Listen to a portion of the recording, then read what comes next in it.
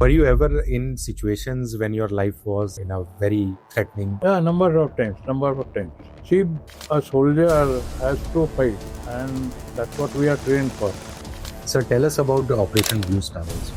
Blue Star, very bad experience for us. We had to fight our own people over there.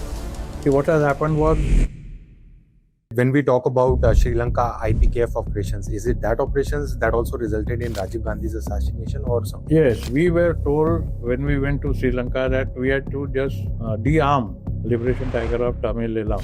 That's indirectly resulted in Rajiv Gandhi's assassination. Yes, like 6 were offended by the action in Golden Nepal and they killed Indira Gandhi. What are your experiences with Chinese army, if any? The Chinese army is a very professional army. They wanted to take Tawang under their wing because 6th Dalai Lama was born over there, Tawang. As per the Chinese war tactics, which was presented in 23 December under Xi Jinping, by 27 they will take Taiwan, by 47 they will take Arunachal from us. That's their projection, the target? Yeah. There are 6 projections by Chinese. 6 war they are going to fight. They have made this list. They have prioritized what they want. Yes. It's a 6 war strategy by Chinese Politburo.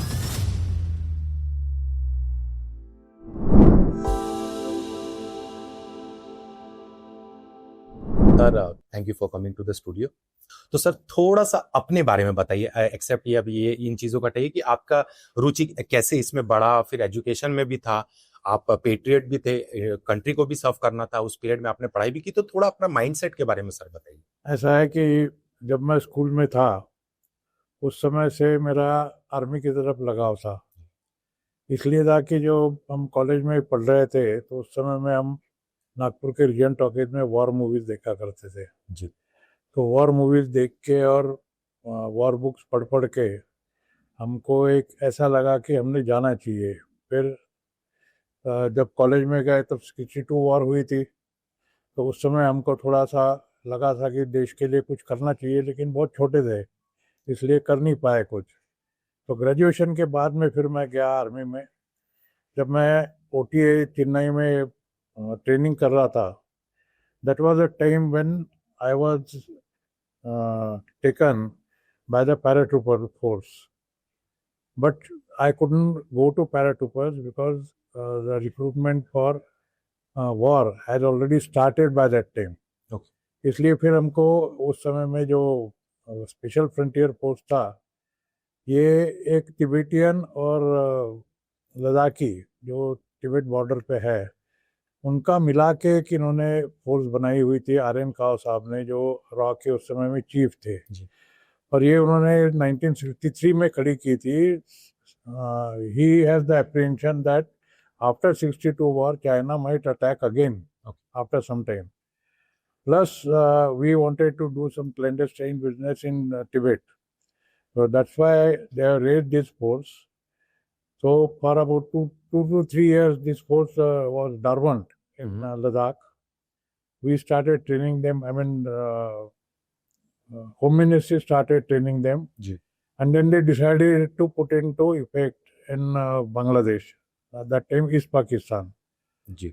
So we were taken from OTA and our YF course, that is Young Officers Course. We had done our commando training there.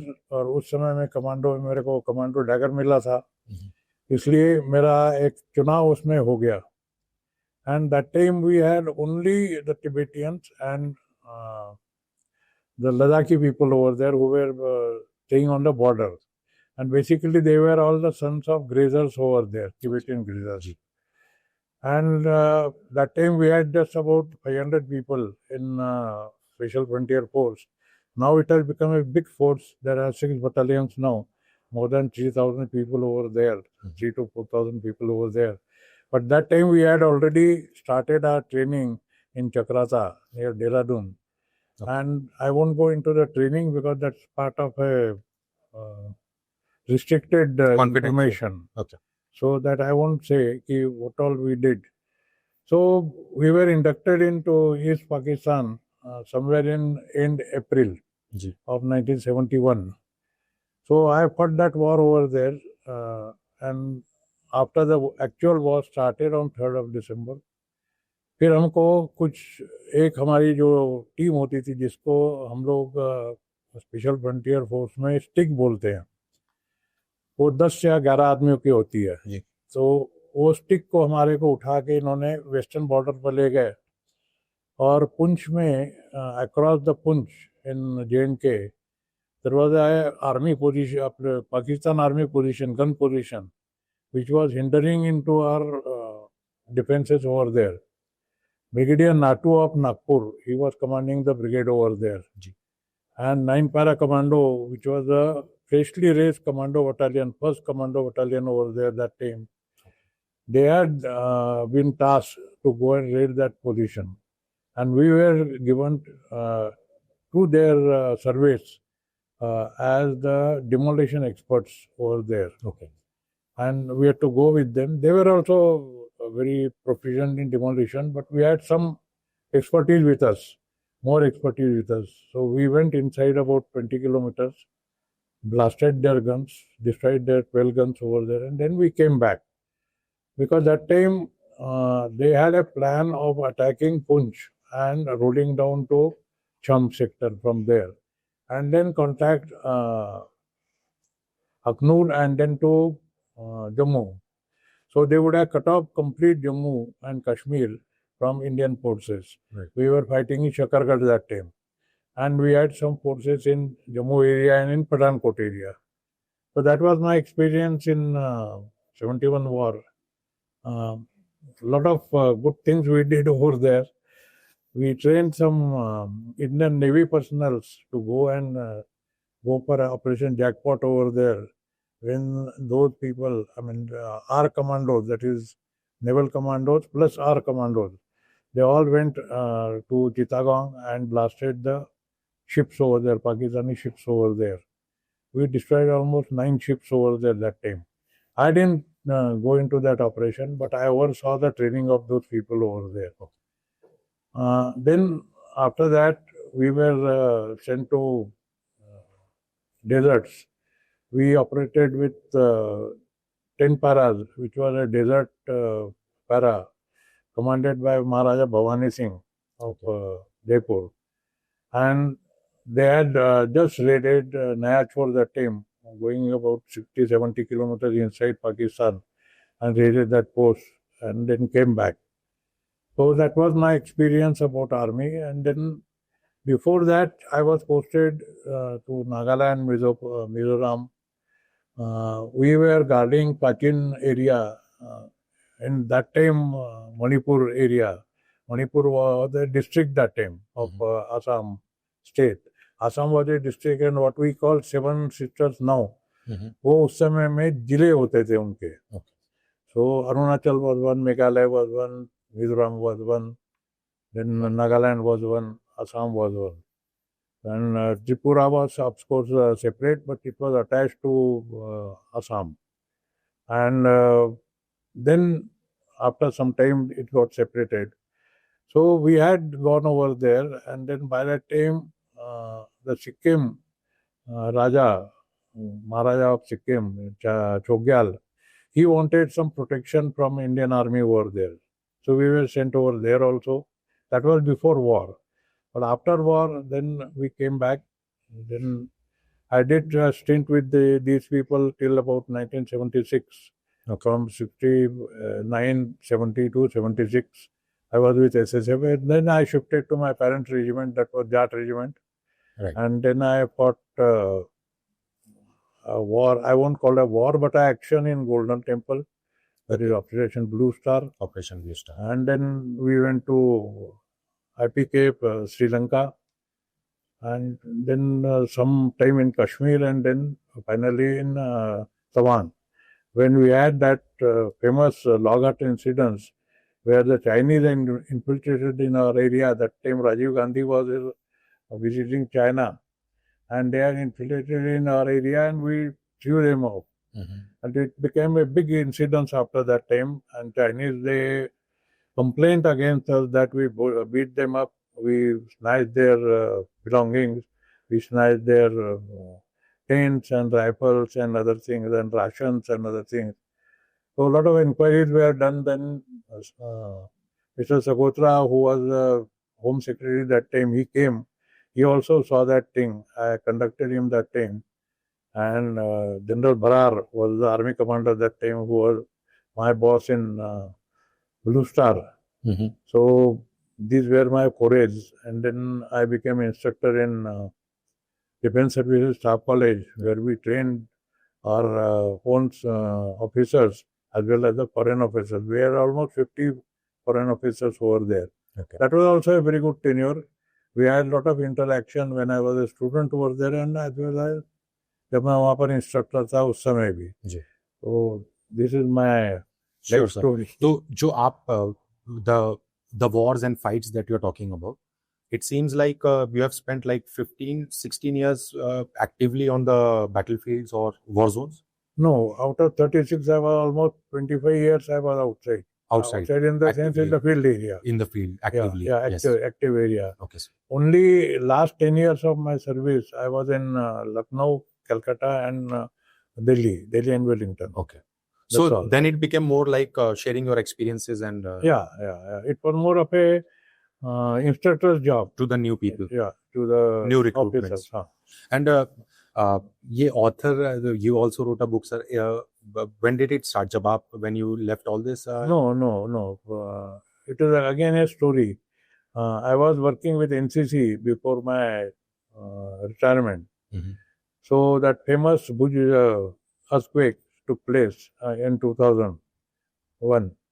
So that was a time when we had NCC Day, and Prime Minister and Defense Minister had come to see our parade in Delhi. Okay. When they came to know about this, then Prime Minister Vajpayee sent the Defense Minister to Bhuj, and he wanted some officer with him. So I was sent by my boss over there with him. Mm-hmm. And I went over there, and since I was a Maharashtrian and George Fernandez also knew Marathi, and since he belonged to Bombay, so he asked me, he said, what do you feel about it? I said, sir, it's very good.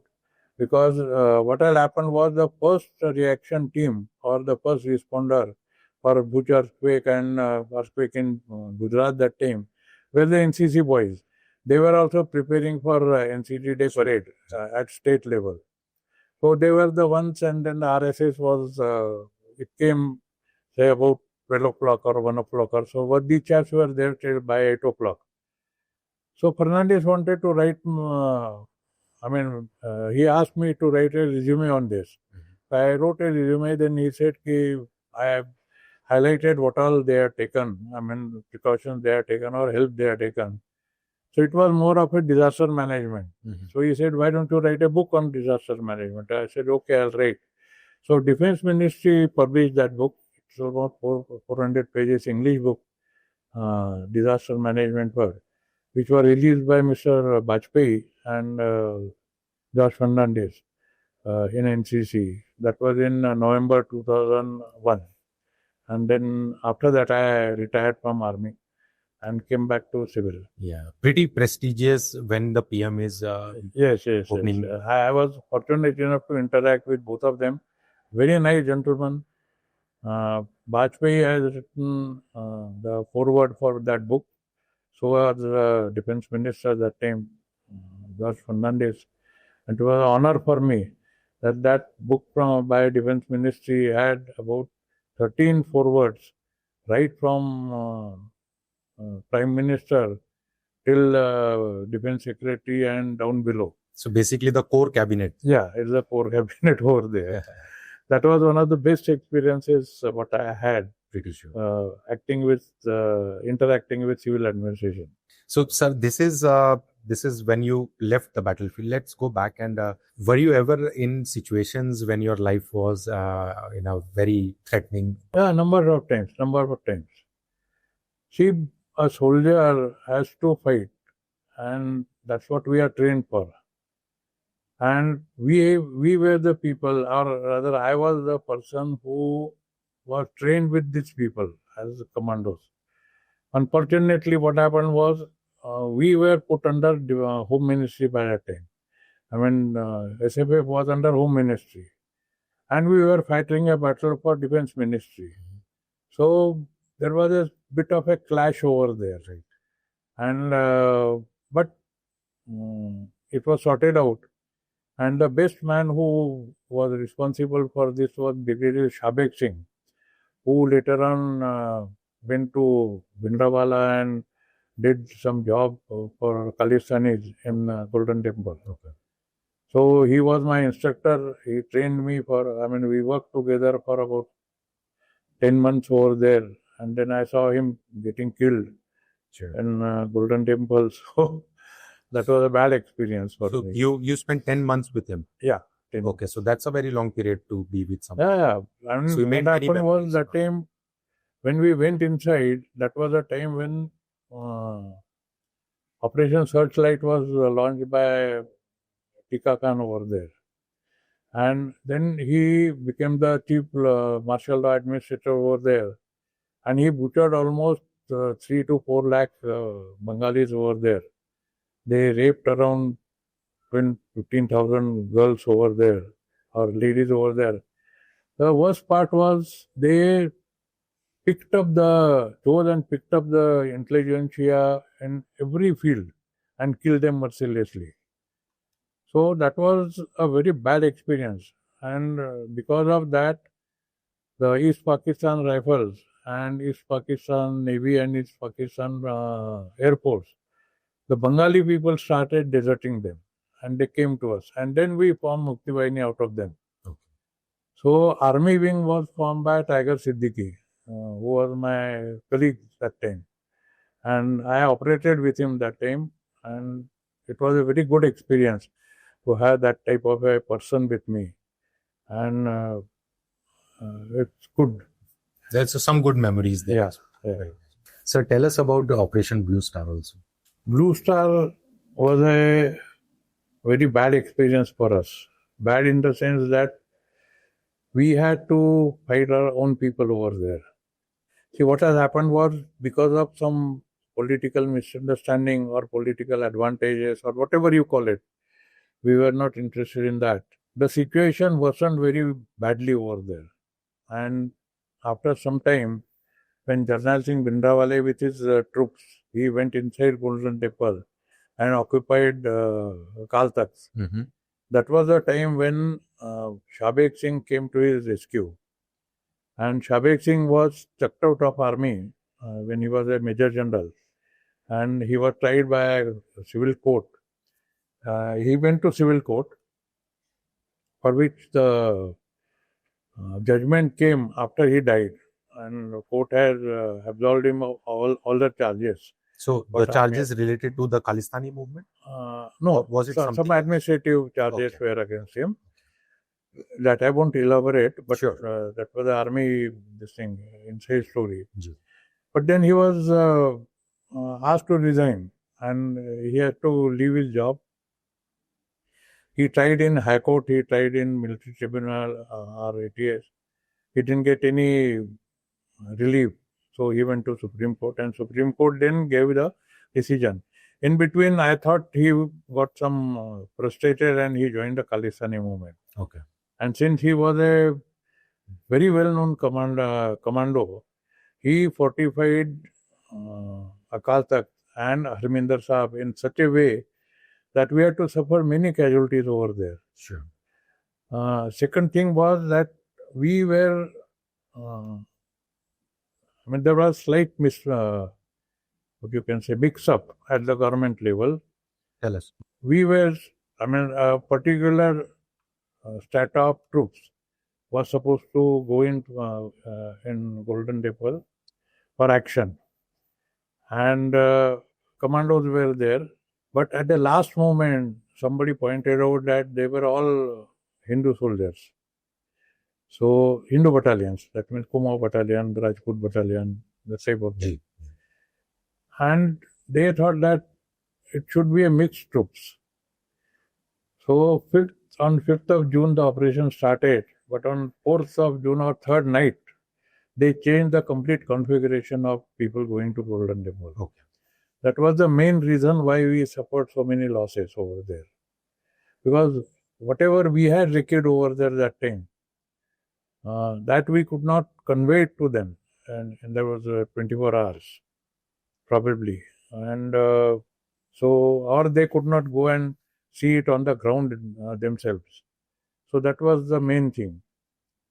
And after that, few of the Sikh battalions and Sikh Allied battalions, they revolted. Some people revolted. That was also a bad experience. Right. Basically, it seems more like there wasn't much time to actually assemble all the troops and. No. We were just given about 7-8 days that we moved from our own locations and went to Punjab. Ji. Punjab was put under army, and then the things started. Right. We just had about 3-4 days to Riki, Golden Temple, and the cause of major casualties is Shabik Singh's fortification plans. Yes. Okay, he brought the strategy. See, if you see Golden Temple, Harminder Sahib is in the watery area, lake. But they call it the Swarna Lake. Okay. And around that is Parikrama. And in Parikrama, there was water channels that people who used to live over there, or the systems were there to drain out that water. There were water channels, and we had some openings of those water channels. Mm-hmm. And Shabik Singh put some people over there with machine guns, and they are firing at a ground level. Okay. Which our troops didn't know. And when we went inside, we all had to take off our shoes because nobody is allowed with the shoes over there in Golden Temple. Okay. So that was one thing which, when they opened up, it was something like a picture scene that they just threw up the lid of the water channel and then came out and brought their guns up and started firing. So most of our troops suffered casualties below the knees or say up to their groin. Okay. So it was a bad experience that they were shot down over there, could not walk, fell down, then got shot down. And government didn't know that Shabik Singh has fortified that position so well that they had anti-tank weapons over there, they had machine guns over there. They had small mortars over there. And so the things went bad. So there was no way to avoid casualties. It had to be a full-fledged fight. It was. Sure. It was a bad experience, bad management by both sides. Right. And that's why it was a blot on army as well as in civil administration. I'm sure because Mrs. Gandhi had to pay with her life. That's what that time our chief, General Arun Vaidya, also had to pay for his life. Sure. And when we talk about Sri Lanka IPKF operations, is it that operations that also resulted in Rajiv Gandhi's assassination or something? Yes. That see, what happened was we were told when we went to Sri Lanka that we had to just de-arm LTG, Liberation Tiger of Tamil Elam. Sure. And Prabhakaran was the chap whom we had trained earlier in SFF. So he had the experience and skill set. Yes. And because they were fighting the Sri Lankan army and they were Tamil groups. Mm-hmm. But then they became big force, what we call as Bhasmasur in our Purans. He became a Bhasmasur for Tamil army and then for Indian army also. Okay. So when we went over there, we were told that we just had to take their surrender, and we had the experience of 71 of taking the surrender. Gee. So we thought that it will be a very easy affair. Uh-huh. That they will be called up, they'll surrender, they'll lay down their arms and we'll disarm them and bring them to India, not hand them over for Sri Lankan army. But Prabhakaran had some different ideas. So he decided to fight with us. And that's why we suffered not many casualties in initial days, initial first week or so. But then we took every precaution and then we beat them up over there. Okay. How many days did it take to nullify all that? I was there for about 3 months. Okay. Over there. But it's prolonged for about a year and a half. Okay. Over there. We had not many casualties. We had about 1,100 casualties over there. Okay. And this is this is the one operation we are talking about that's indirectly resulted in Rajiv Gandhi's assassination. Yes, because they were, see, like 6 were offended by the action in Golden Nepal and they killed Indira Gandhi. Ji. So were Tamilians. They were affected, offended by the action we took. And Rajiv Gandhi was the Prime Minister who did this. You must have heard about Rajiv Gandhi going to Sri Lanka and getting attacked during his inspection of the troops. Yes. So that time onward, there was an animosity between us and Sri Lankan army and us both. And then it turned bad. The worst.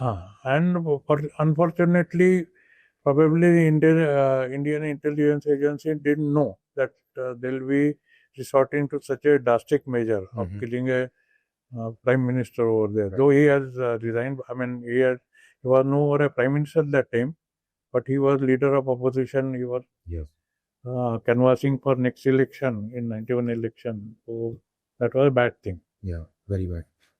And sir, what are your experiences with Chinese army, if any? And confrontation or Chinese army is a very professional army.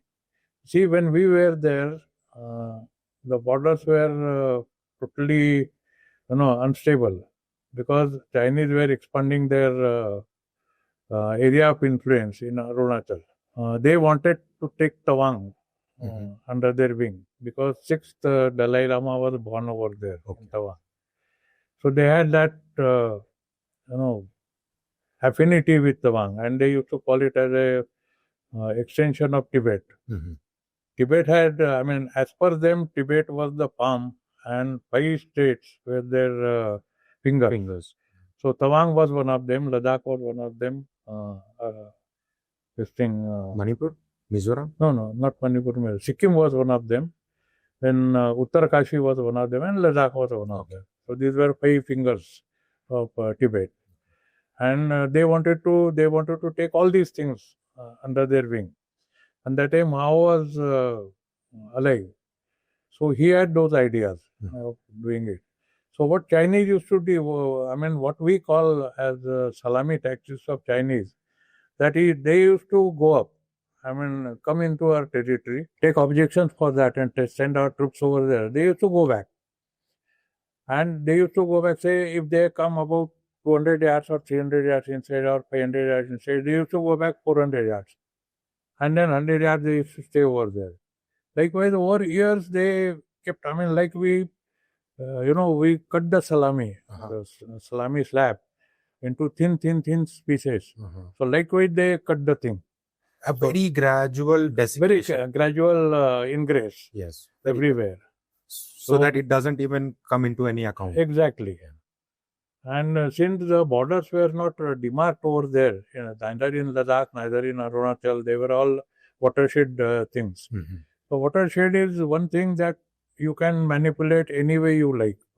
Because basically watershed concept is when you have rains on top of the mountain, whichever way the water flows, whether it's on northern side towards Tibet side or whether it's on the southern side towards Arunachal side or towards Uttarkashi side or Sikkim side, that will be the watershed over there, and that will be the border.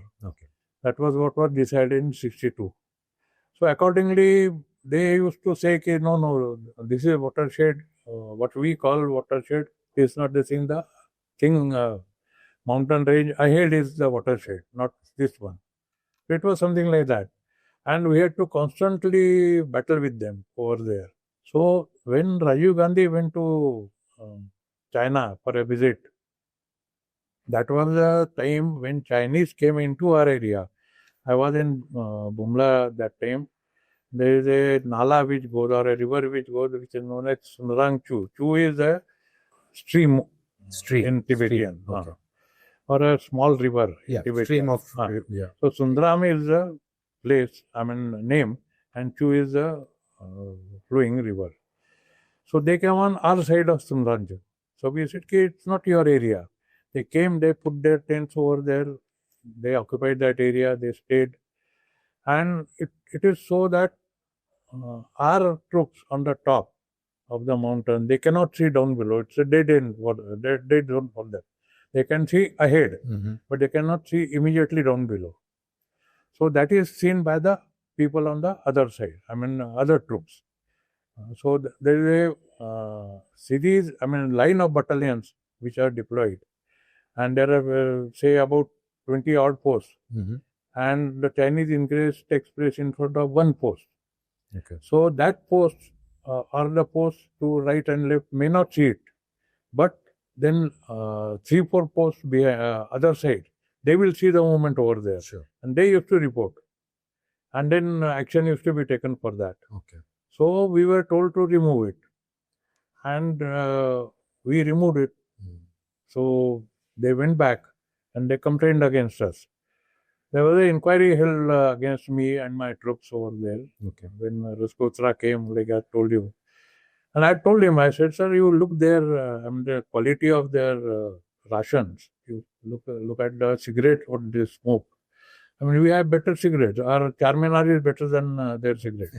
That's what I told him. So, I said, it's foolish to say that we took their rations and stuff for this. Right. Yeah, we might have beaten them up. I don't say no. I wasn't there. My troops were there. So he gave a laugh. He said, okay, that's all right. So basically, it seems like China's strategy was to keep occupying lands innocently, naively. Exactly. And then we used to have border meetings over there. And the things where Chinese were, I'm talking of 90s, 91, 92, Okay. or 89, 90, 91. So the border meeting is a very elaborate process. The dates are fixed. So one time China will do it, conduct it. Second time India will conduct it. Okay. So when we had to conduct it, हमको काफी उसमें अपना administrative problem होते थे, क्योंकि हमारे पास tents थे, हमारे पास में वो बड़े बड़े टेंट्स होते थे, उसका सामान ले जाना वहाँ पर, उसको लगाना, फिर वहाँ पर बाकी की चीज़ें, अंगीठियाँ ले जाना वहाँ पर, बाकी की चीज़ें रखना. So we used to take about 3-4 days to prepare our administrative base over there. Chinese used to just come about 2 hours in advance. Their Sasky helicopters used to come. They used to put up their pre-built huts over there. And then we used to go and do the things over there. And that was first time when I see the Chinese girls battalion over there. Okay. Women battalion over there. They used to come with those people. And second thing was, we could not differentiate between the Chinese soldiers and their Politburo members over there, because every unit has got a Politburo member, Chinese party member with them. We don't have anybody, but they always have, even at a platoon level, they will have a political, what we call it, emissar or representative. More like a monitoring person, something that can overlooking the information. Overlooking the thing, then doing indoctrination for the troops over there. Okay. Their troops. Yeah. So that was one thing we said, and we have to project it to our higher headquarters. Things have improved now very much. We are also having the same type of things over there. But during our time, it was bad. And China used to tell us that you people are very backward. You are still staying underground, because that time we didn't have overground construction with us. Okay. So we used to stay in the bunkers dug inside. And they said, you still have over there and see our villages over there where we stay. Those type of things. So that used to be a bad experience for us. We didn't know what to say. So हम लोग अपने language में बोलते थे, उनको गालियाँ देते थे, लेकिन उनके समझ में भी आती थी वो चीज़, क्योंकि Chinese are very good in Hindi. So we were not good in Chinese, but we also used to have Chinese interpreters with us. But they couldn't understand what the colloquial language was there. Okay. Whereas their people were, you must have seen in Hakikat picture where they used to broadcast on loudspeaker the Hindi things for Indian people. Hindi chini bye bye, Hindi chini bye bye, that type of thing. Okay. So those type of things were there. I mean, they were reality, actually.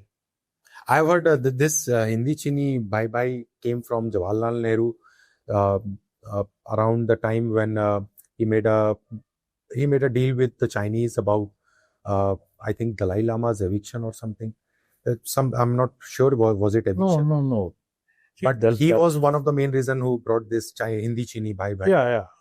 See, what all happened was probably I was very small and I didn't meet Pandit Nehru personally any time. Because before I went to army, he has gone above. Yeah. But what I think is he was enamored by Chinese people. See the long march which Mao and Zhou Enlai did for about a year and a half from Mongolia till Lhasa was a very big thing, and it was something like out of fairy tale. And Nehru was impressed so much by Chinese people and their throwing away Chiang Kai-shek's government and fighting the imperialistic people over there. So Nehru himself fought the imperialistic British people, British regime. Right. So he had that mentality, soft corner for Chinese. So much so that when United Nations and Russia said that India should become the 5th member of Security Council, he said that no, I am heading non-aligned movement, so I don't want to become any party to Security Council. But put for China's name. So put China over there. Yes. So he was that much,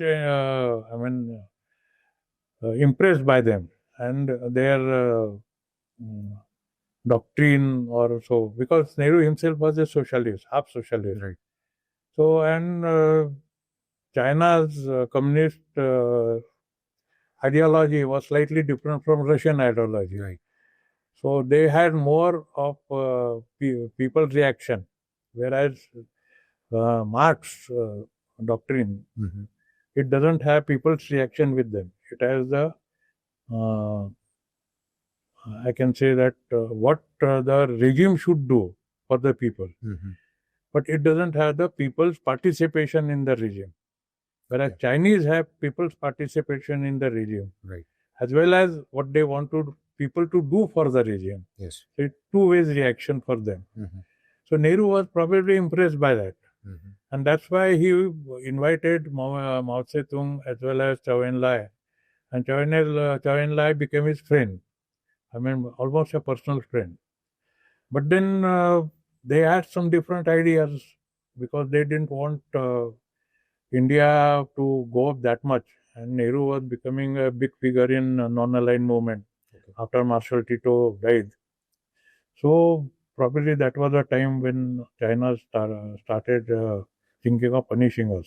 So India-China relation getting a little sour is Dalai Lama's is when Jawaharlal Nehru brought Dalai Lama to Dharamshala as we know it. So I think is it one of the major reasons that the relation went sour? Yes, of course. Because see, Dalai Lama, they wanted to capture him, but he fled from there. Sure. He came to us.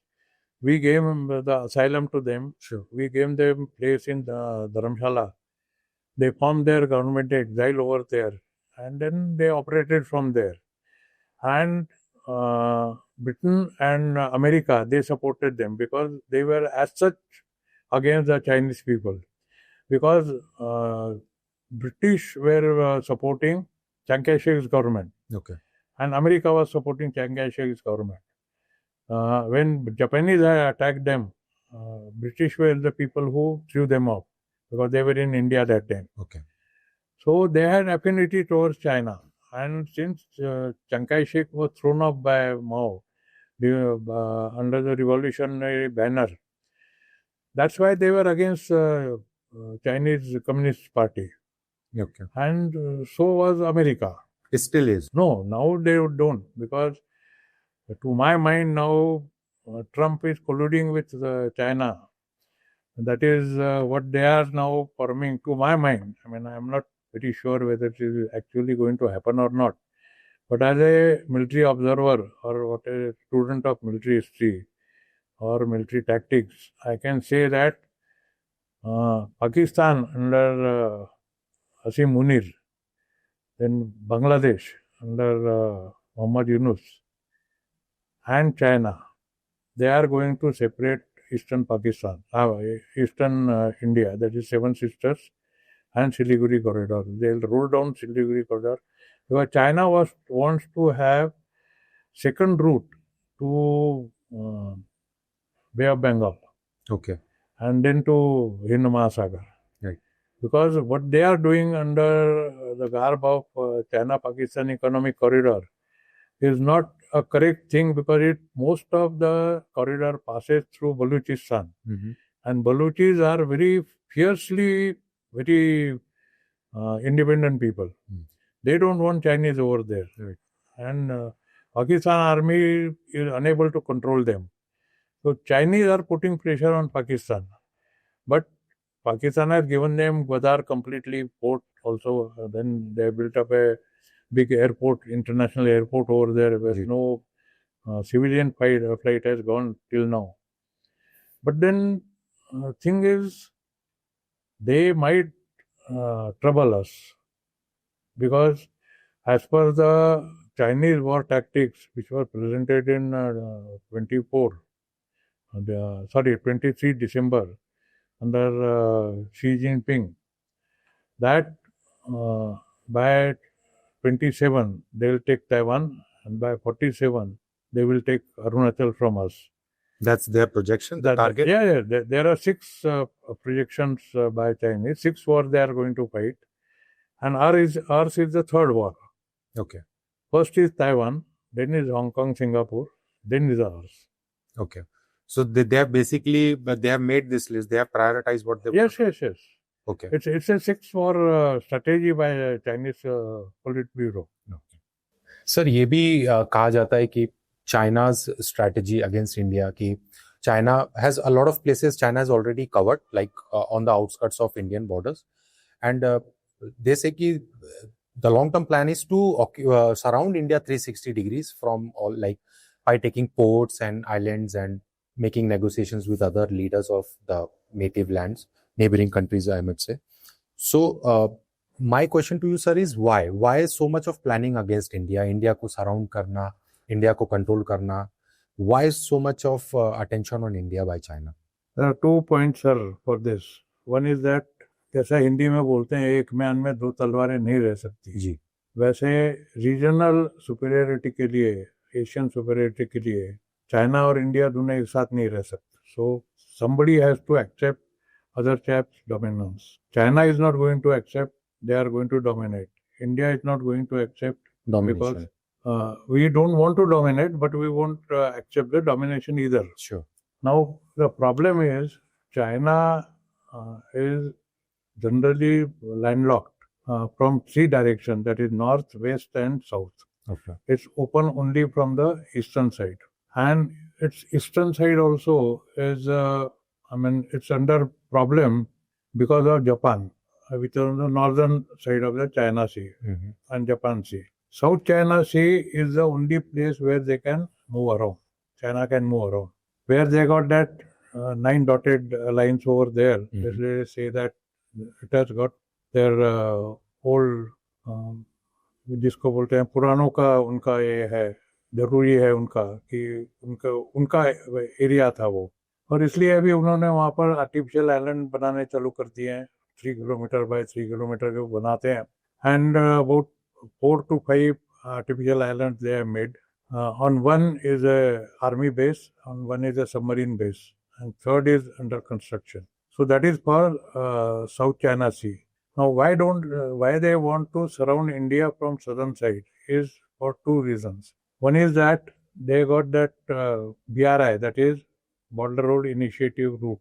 First is going, their main route is going from Lhasa to Europe, from northern side, from where the China-Pakistan economic corridor bifurcates and near Karakoram track. Second is they want to go through Bangladesh, through Chittagong port to Bay of Bengal and then to Hind Mahasagar or Indian Ocean. Third, their approach to Indian Ocean is through Strait of Malacca, Okay. which is between Philippines and Malaysia. Mhm. Now, what has happened is, if you see the map, on top is the Burma, then Philippines, then Malaysia. So, in between Philippines and Malaysia is Strait of Malacca. It's a very narrow strait. At a narrowest point, it is just 2 kilometers. And to circumvent it is a problem. So, for coming to Indian Ocean, China has to come through Strait of Malacca, which is under the naval range of Andaman Nicobar Islands. Mhm. But we got Tri-Service Command over there. Mhm. That is why they want to stop our navy to venture towards Strait of Malacca as well as towards Indian Ocean, Mhm. from Andaman side, from Chennai side, from Trivandrum side, from Goa side, and stop their things. Because see, when they go from eastern side, that's eastern coast, to Strait of Hormuz for collecting oil, or to say Africa, or say to Europe through Suez Canal, for them it is a very treacherous and long route. It's almost 12,000 kilometers Mhm. up to Europe. Whereas when they go by land route, it is easier. But then the land route is infested by the insurgents over there, like Azerbaijani insurgents, Uzbekistan insurgents, Yes. Xinjiang insurgents. So they are slightly apprehensive about it. That is why they want to surround India. So what they have done is, they got a base in Coco Island. They got a base in Myanmar port. Mhm. They got a base in Hambantota of Sri Lanka. They got a base in Maldives. They got a base in Djibouti. So they have surrounded India, southern tips, Yeah. totally. Mhm.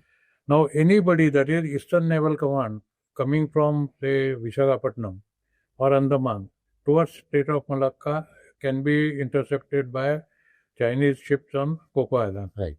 Anything going towards circumventing Sri Lanka can be intercepted by Hambantota. Mhm. Anything going from Visakhapatnam to Andaman can be intercepted by Hambantota. Mhm. Right.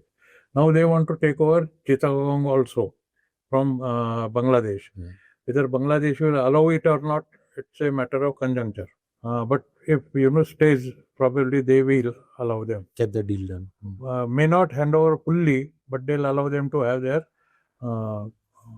some berth over there in Chittagong port. And Djibouti they want, because anything coming from say Digo towards Suez Canal or towards Strait of Hormuz, that is American base. They want to intercept the things over there. Now, Diego Garcia has got 3 bases. One is American, one is Chinese, one is French. Okay. 3 bases over there. They have bought the lands over there and they build their own bases. So that is why they want to do it. And for that, what we are doing is, this is known as string of pearls. So we have made diamond necklace now.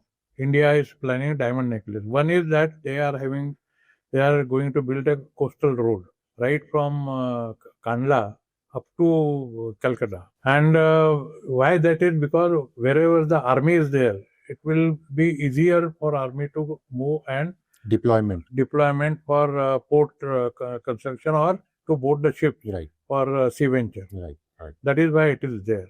Now, Sri Lanka has handed over the port to them because they were under debt trap Mhm. of China. Right. Similarly, Pakistan has handed over Gwadar port to them. Yeah. Djibouti has given them on lease. These people have, Maldives have given them on lease again. Right. But they have given a small island where they have built up their sensors over there. Okay. That is for submarines. Mhm. So in that way, they have said that any venture into Indian Ocean, they want to have a safe route. Okay. And that is why America has formed Quad. That is America, India, Australia, and Japan. Mhm. Now, if you see, it's a 4-way route, 4 corners. America is one corner, but it's not America mainland. It is Diego Garcia. Okay. Then India, then Australia down below, and then Japan on top. So we are they are surrounding this complete thing, because about 60% of world traffic goes through South China Sea, where Chinese are saying that anybody, I mean, that's our territory and nobody can cross it without our permission or something. permission. So laws of sea, United Nations laws of sea doesn't allow China to do it. Okay. But if someday their navy ventures over there, which is very likely in near future, then there should be something over there.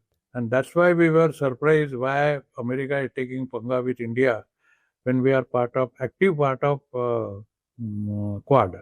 Because state of Malacca comes directly under us. So basically, with America, it was all stable and good till Trump's tenure. But since Trump has come into power, like things are happening. Like recently, 25% tariff increment and all has happened. When it comes to India-US relation, it was always okay. But I think since Trump has come, he has aggravated a lot of deals with India. Exactly. Yeah. Why it has happened is, I think there are 2 points for that. One is that Trump thought that we will not cooperate with Biden government. But we did cooperate with them. Sure. Second is this Operation Sindoor, what happened in May between India and Pakistan. First thing Trump said on 10th of May when the war or skirmish was over, was that he is the person who has brought out the ceasefire. Yeah, he is responsible. He is responsible for that, and he has pressurized both India and Pakistan because of the trade this thing over there, which we totally refuse. Till now, he has almost said it 25 to 30 times. The last one was day before yesterday on 8th of August, when he was witnessing the ceasefire ceremony between Azerbaijan and Armenia. Okay. Armenia. So he is teased up because of that, and he thought that his musing of giving us 25% of tariff in the initial stages, Modi will go and beg him or maybe plead him that don't do that much or whatever it is. Yeah. I mean, he thought it that way because everybody was saying, European Union was saying, England was saying, Australia was saying, but India didn't say. That's on credit to our Prime Minister that we didn't go to grovel in front of Trump like other people did. Yeah. So he's cheesed up because of that. And that is the reason why he called Asif Munir to his White House for lunch. That is in June. And now again, Asif Munir has gone to America. Day before yesterday, he is on 3 days visit to America, 9th, 10th and 11th. And yesterday, he openly has declared from American soil that he might nuke India. And if the war breaks out, if the need arises, and he says, if we are going to go down, we'll take half of the world with us. And that has been said from the American soil by foreign chief of army staff, and Trump hasn't done anything about it. On the contrary, he has released the military aid to Pakistan totally. He is giving F-35 to Pakistan.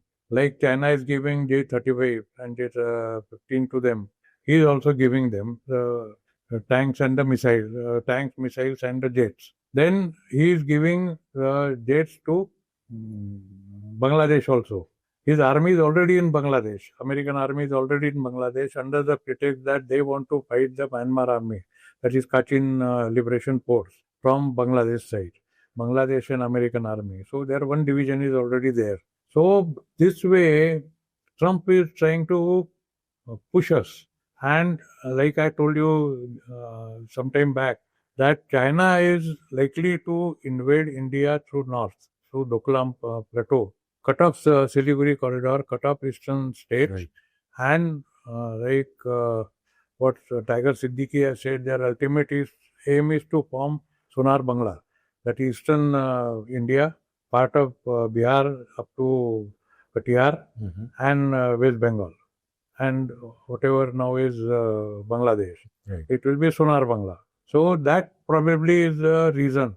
He wants to put pressure on us. Now his trade pressure we have refused to accept. So now he wants to put military pressure on us. कोंडी कर दी उसने हमारी. चारों तरफ से घेर लिया हमको, 3 बाजू से घेर लिया. Right. And he अपना वो बाहर में रह गया है. He is not directly involved. Never. So nobody can blame him that he is attacking India or he is helping the Indian enemies. But on the contrary, he is providing arms and ammunition to Pakistan. Right. He is providing arms and ammunition to Bangladesh. He is sympathizing with China. He has accepted that what Chinese claim that next Dalai Lama should not be from southern state but from Tibet itself. This is contrary to what Dalai Lama has professed, that they will elect Dalai Lama or nominate Dalai Lama and he will be nominated by them or their team. But China is not accepting, and America has accepted that it is China's internal problem. Here they haven't said that we accept it, but they have said that it is China's internal problem and they should sort out amicably. So tomorrow they can tell us also that if China attacks us, it's your internal problem, do it yourself. Sure. Because they have done it that way earlier. But what is the objective? Like, since for a long period of time, it was all good with America, like everything was good. But since now Trump's reign and some kind of maybe some SAR deals with Modi might have done, but the steps that are being taken are pretty drastic. Measures are being implemented by America. But in this whole equation, I can't seem to figure out what is their main objective. What do they want to do with India? It's basically inflated ego of Trump. Because in his first term, Trump has always criticized Pakistan. Okay. I mean, his exact words are that Pakistanis have always fooled us. They have used our resources and they have always attacked us. They have always harmed us. These are his exact words in his first term. Right. But now, all of a sudden, Pakistan has become his friend. I mean, whatever was initially the IMF loan, which the first installment was released, say about 3 months, 4 months back, was because of Trump's intervention. After he took over, first thing was that he released $2.1 billion of IMF loan to Pakistan. And when Munir went over there, he, almost जिसको हम बोलते हैं कि red carpet बिछा दिया, वैसा उसने मुनीर के लिए किया था. And till now, no serving general in Pakistan, chief of army staff in Pakistan, had ever had dinner or lunch with American president. Earlier they had, Ayub had, Yahya Khan had, but they have relinquished their appointment. They became the president of Pakistan, and then they were called. But a serving chief of army staff from Pakistan, Munir is the first one. That means Trump now wants to do military adventure, like what he wanted to do against Canada, to make them the 52nd state of America. He wanted to take over Panama Canal. Right. Likewise, he now wants to put India under his toes. So I think that way it is a personal ego. Maybe American people are not liking it. Already the news are the American industrialists have already gone to the court against him, or his orders of taxation and tariffs. Yeah, that court must intervene. So that is why he has given that 20 days of warning time, and his tariff rate will come from 27th of August or so because of that. But if court intervenes in between, then again it will stop. So it's only a rankling of Trump or his private agenda that he is harming India. That's what my take is. Yeah, sure. Because when Biden was there, we never heard anything. Yeah, we never had any problems with that. Sure. We never had any very good relations with America earlier. Yes. But then Obama and Biden, they were sympathetic to us. During Obama's time, we got those 6 nuclear reactors during Manmohan Singh's time. Then during Biden's time, we got Chinook and other helicopters with us. And now, basically, the arms industry in America is going against Trump. Because F-35 have been rejected by Spain, we have rejected taking F-35 from them. Turkey has refused to take F-35 by them. And who is benefiting? China is benefiting. China is exporting J-10 and J-15 to these people. Right. Now we want to take fighter jets from South Korea, which he doesn't like because South Korea is his protege. So he said, why from South Korea? Why not from us? So ultimately, we'll go back to Russia. Already, Prime Minister Modi is going to meet Putin. He is going to meet Xi Jinping in South SCO meeting. And during BRICS meeting, he'll be meeting Putin also. So ultimately, again, we'll go back to Russia, and might be that we might form a chain with Russia, China, and India against America. Okay, that can also happen. That can also happen. Okay. If the worst comes to worst. Because I've heard that in international diplomacy, nobody is an actual enemy. It's more like if you have a mutual interest, you are a friend. Exactly. It is a mutual interest. There is no permanent enemy, there is no permanent friend. Right. International politics. It's about your personal benefits, Exactly. where your benefits lie. Exactly. When it comes to Russia, what do you think about the relation that we had since the past, and is it getting better, or where is it now? Russia, we had very good relations right from beginning. Since time of Jawaharlal Nehru? Yeah. In 65, I mean, it started basically in 65. Jawaharlal Nehru had some good relations with Russia, but he was more enamored by China. Okay. He never liked Clark Marx Das Kapital teaching. Okay. So he was more on the Stalin side. So I mean, he was more inclined to the Chinese system. More inclined towards China. But now we are going. I mean, Russia first came to our aid during 65 war, when they helped us to have a ceasefire with Ayub Khan. And then in 71, when Indira Gandhi signed that 20 years friendship treaty in July 71, that was a time when Russia really stood by us. During those 13 days of war with Pakistan, America and England, they had put up ceasefire in Security Council 6 times. And all 6 times it was vetoed by Russia in Security Council. That's why we could free East Bengal or East Pakistan and establish a Bangladesh government over there. So that is one thing. And second thing was, we about 80% our weaponry was coming from Russia.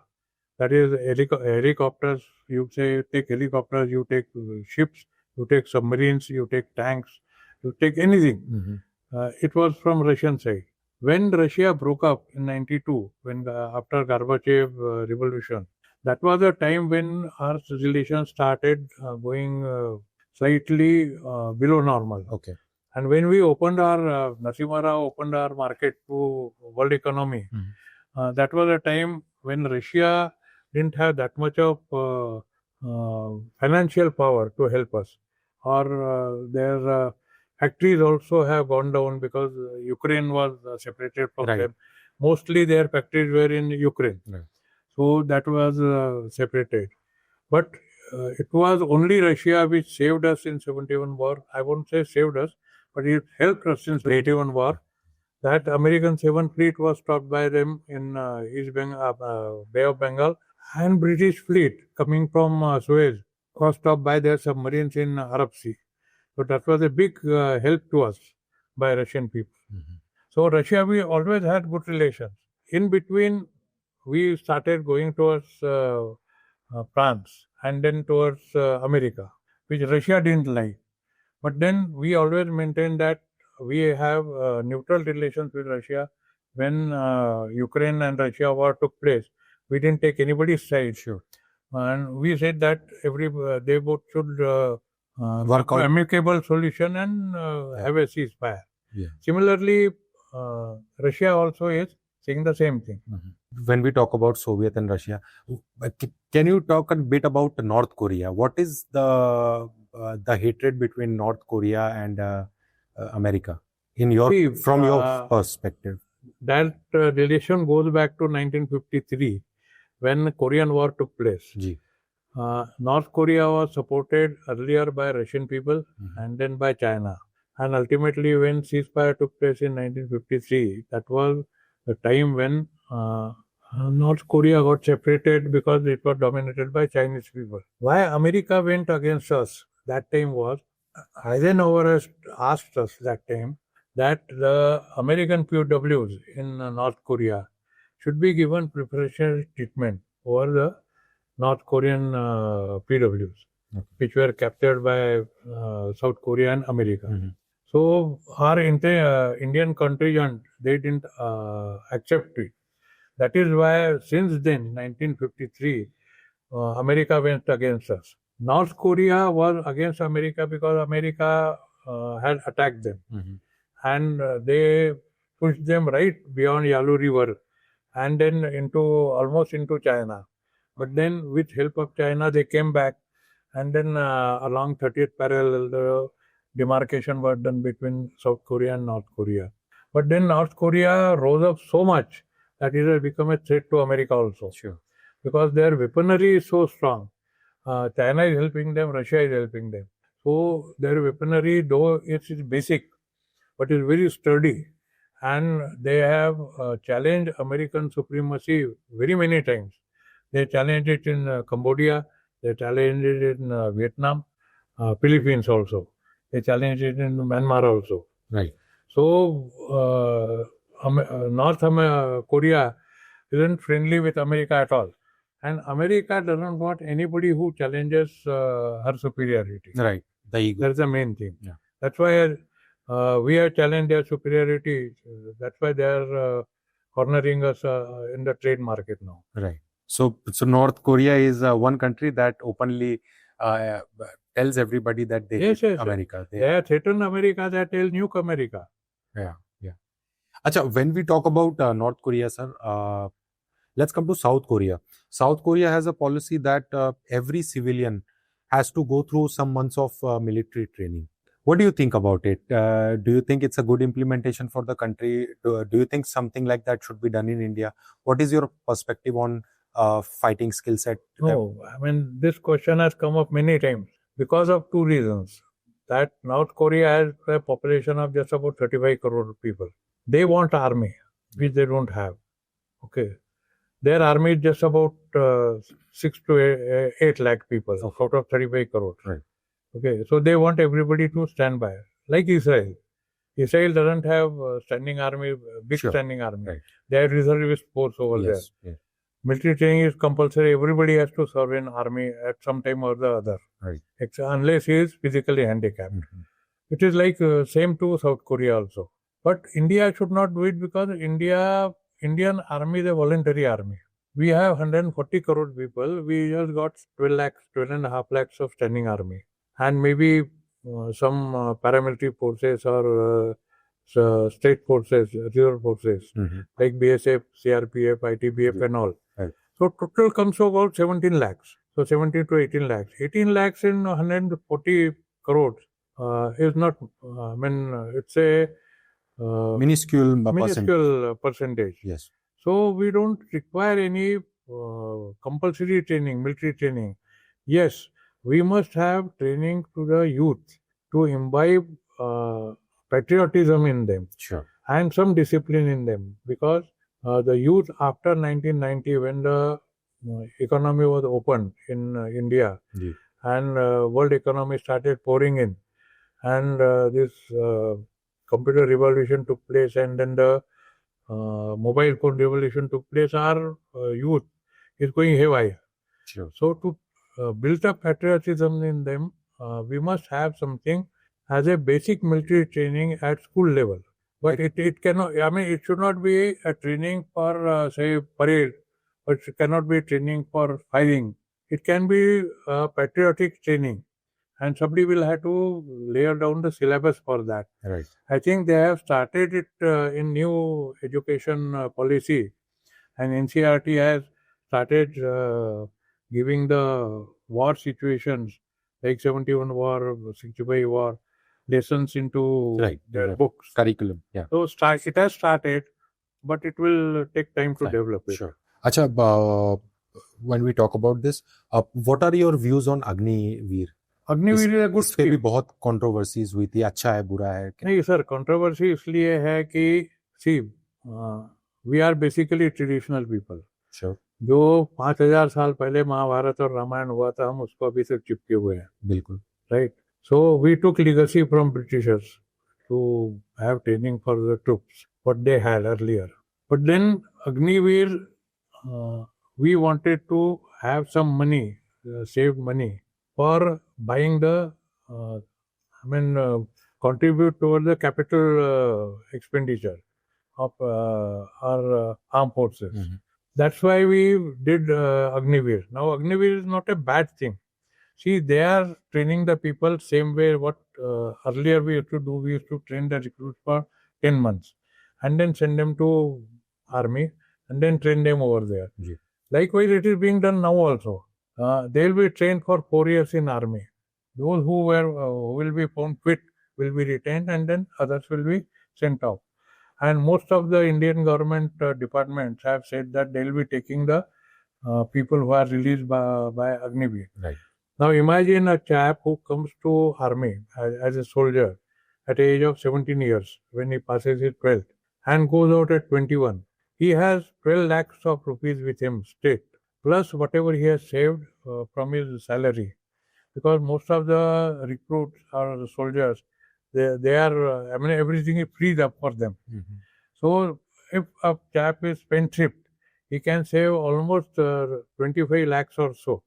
At the age of 21 or 22, when he comes out with a booty of 25 lakhs, it's a big thing. Sure. So, and we get fresh people. Right. Now we are moving from traditional war or traditional war to technological war.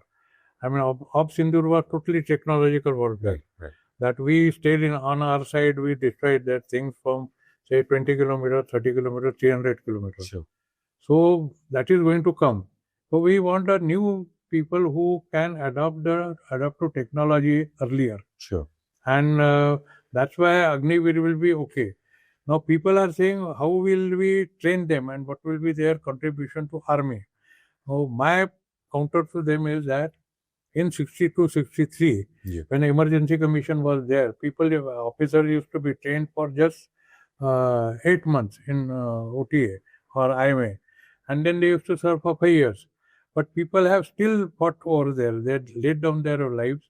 They got Paramveer Chakra over there. They got Mahavir Chakras over there. They were made permanent. Those who wanted to leave, left. Similarly, Short Service Commission. So, things will improve. Sure. There are hitch-ups because teaching problems are everywhere. And army is now taking it off.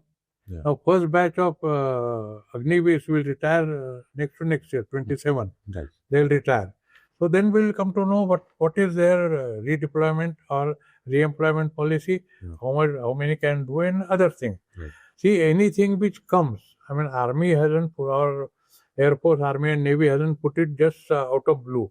They must have thought over it for a very long time. Right. All pros and cons must have been discussed over there. Sure. And that's how it has come up. Yeah. So outrightly reject it is, I don't think it is correct. And training period we haven't reduced. Only thing is their service we have reduced. Right. That's all. But that service, in any case, we were training them in units for 2 to 3 years. Sure. In our time there used to be a rank of Lance Naik, which has now been abolished. Mm-hmm. So Lance Naik used to be after 6 years of service. It's almost same now. Once he is proficient in his job, then he'll be promoted or he'll be kept over there. So basically you mean to say that the people who are capable, they are benefiting, but who get rejected, they also have a lot of things to do, like they are getting money. And then second point is, what you put up a question that why not compulsory military training in India? Yeah. Now this 50% of people who are coming out, they will be reserved for us, fully military trained. So now we'll also have a reserve army. Exactly. So it's a beneficial scheme. It's a win-win. Let's give it a try. Yeah. If it is bad, we can always revert back. But that we can see in 2027 we'll come to know exactly. We'll come to know. Sir, मेरे पास 5 questions है आपके लिए. आपका सबसे thrilling mission कौन सा रहा जो कभी नहीं भूलेंगे? जब बांग्लादेश वॉर में हम लोग गए थे, we were given a task. That is, my team was given a task to capture Rao Farman Ali, who was the chief of staff in Eastern Pakistan Army. जी. He was in Chittagong Tracts. Chittagong Tracts is a hilly area between Chittagong Port and Mizoram. So he was going to come over there. And we went to capture him over there. And we missed him just by a few hours over there. That was the, it was thrilling because we wanted to capture a Major General of Pakistan Army that time. And disappointing because he had just escaped our hands over there. That was one thing. And second was, I won't call it thrilling, but it is saddening experience to see Shabak Singh dying in Golden Temple. Who was your instructor? Yes. Once upon a time. Yes. Army की training का सबसे important lesson जो आप हर young officer को देना चाहेंगे?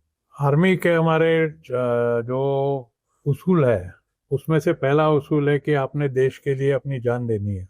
तो हम लोग कभी ये नहीं सिखाते कि देश के लिए अपनी जान दो. हम लोग बोलते हैं देश के लिए दुश्मन की जान लो. देश के लिए जान दो ये बोलने वाले सिविलियंस होते हैं जिनको जो साइकोलॉजिकली अफेक्टेड होते हैं. हमारे में साइकोलॉजी काम नहीं करती. We are very cold people. We tell people to kill and you have to kill a person without any compulsion. It is either him or you. So it's a split-second decision. And a youth or a person must be able to take split-second decision. His brain must be working very fast. जिसको हम लोग बोलते हैं उसका दिमाग चाचा चौधरी के दिमाग की तरह काम करता है. वैसे होना चाहिए कि फटाफट सोच के 1 सेकंड के अंदर में आप डिसीजन ले लो. तभी आप लाइफ में सक्सेसफुल हो पाओगे, वरना नहीं. And never take a decision based on emotion. It has to be a clinical decision always. आज के नई जनरेशन के बारे में आपके क्या व्यूज हैं? नई जनरेशन गुमराह हो रही है. गुमराह इसलिए हो रही है कि they are more materialistic now. When I train people for going to army I can see it that they come to me for training when they don't have anything opening in civil life. That includes the engineers, that includes the normal graduates, that includes postgraduate people also. When they don't get any opening anywhere, they come to army. And in army also, they want to join the services. That is ASC, AOC, EME, that type. Nobody wants to go to combat arms. Yeah.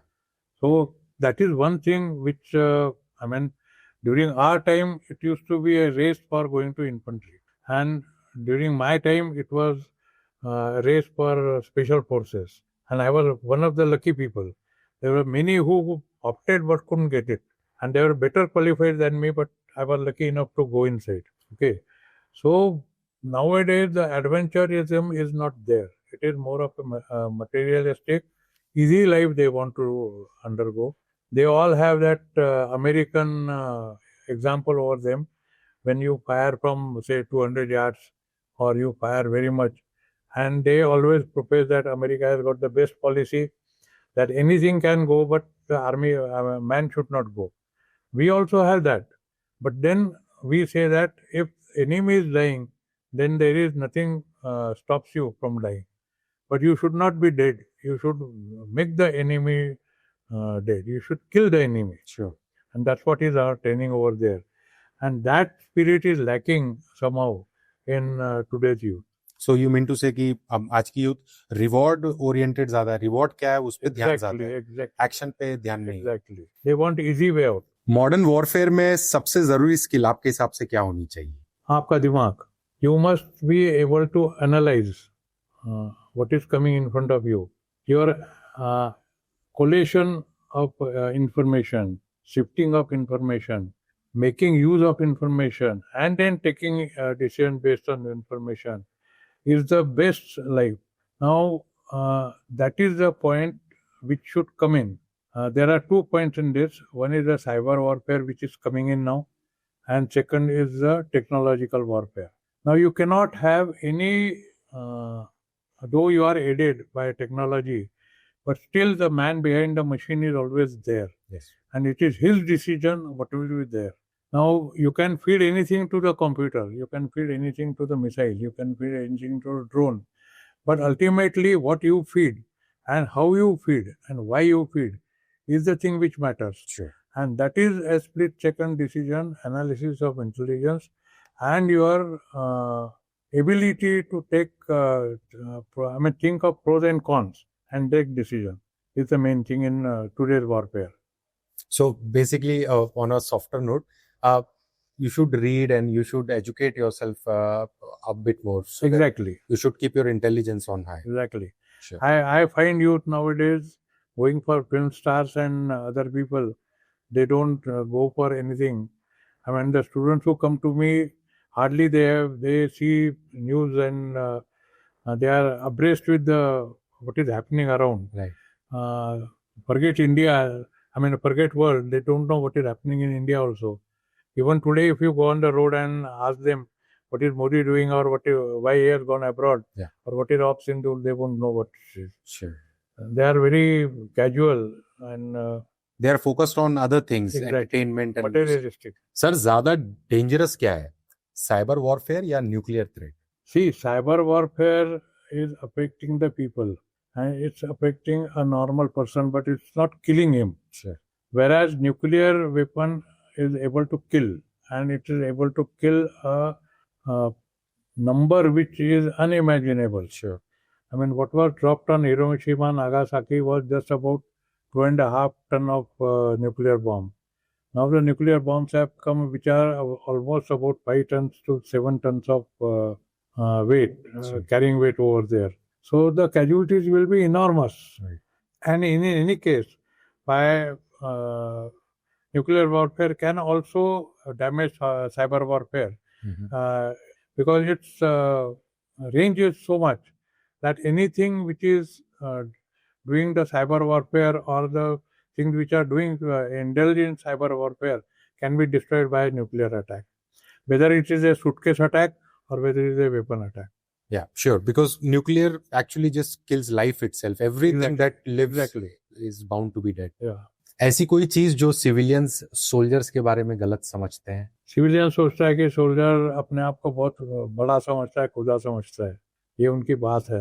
I am sorry to say that the civil administration doesn't have any empathy with soldiers. Earlier, when I was serving and I was in 66 or 67 for doing my training, that was a time when civil administration used to look for the soldiers. Soldiers never had any problem that time because there was a joint family system. Over a period of time, it has become a nuclear family even for the soldiers. Sure. And there is nobody to look after their welfare of their families. Sure.